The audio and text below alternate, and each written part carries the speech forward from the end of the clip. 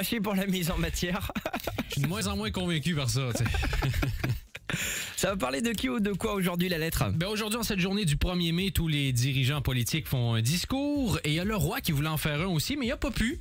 Heureusement, on a obtenu une copie de ce texte qui aurait pu se perdre à jamais. Et ça aurait été dommage, mon beau Marco. Ça va comme suit.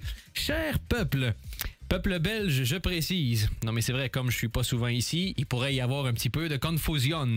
On dit souvent que le Wallon est lâche. Eh bien, c'est faux. C'est pas le Wallon qui est lâche, c'est le Belge qui l'est. C'est vrai quoi? On se demande pourquoi ça va si mal dans ce pays-là. Ça irait peut-être mieux si quelqu'un bossait de temps en temps. Pourquoi est-ce que je m'excite comme ça? Parce qu'aujourd'hui, c'est la fête du travail. Est-ce que vous avez vu quelqu'un qui bosse ici? Certes, il y a un pelé et un tondu perdu à quelque part qui s'affairent lâchement en l'absence de ses collègues, mais sinon, rien, nada, que dalle. Si un jour on instaure la fête du sexe, j'espère bien qu'on va pouvoir en profiter et qu'on va pas célébrer ce jour sacré avec de l'abstinence. Déjà que pour moi, les 364 autres jours sont pénibles. Autre concept étrange, le pont. C'est quoi ça, le pont?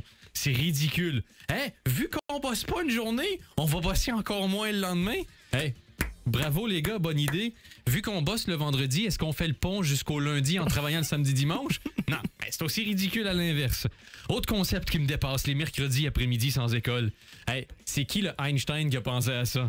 Déjà, ça fait un après-midi en moins pour aller voir sa maîtresse parce que tu dois te frapper les gosses. T'sais. Mais en plus, est-ce que quand vous regardez vos enfants, vous trouvez vraiment qu'ils sont trop intelligents? Vraiment, c'est ça qui vous saute aux yeux? Hey, enlevons-les de l'école, ils sont comme trop super là, pour l'instant. Mais bon, c'est un peu de ma faute aussi en tant que roi. Moi-même, j'ouvre mes serres royales un seul mois par année. Quoique avec les étés pourris qu'on a, ça serait débile d'aller gaspiller un jour de beau temps en été pour aller voir des fleurs que vous pouvez de toute façon pas toucher. Et quand je fais pousser du shit, je préfère que vous le voyez pas. Non, mais ça sert à quoi d'avoir des grosses serres si on rentabilise pas un petit peu? C'est la crise. Hein? Bon, c'est pas tout. Yves Le Terme démissionne, on le récompense chaque fois. Là. Il gardait, quand il était premier ministre, on s'entend, il gardait le même salaire, puis on lui enlevait des tâches. Encore une fois, je vous dis, c'est logique qui fonctionne pas. J'ai pas fini. Autre concept bizarre, la prime de départ quand on te congédie. C'est quoi ça? Vu que t'es mauvais, on va te donner plus d'argent. Beau message pour les autres qui sont bons puis qui restent à côté. Hein?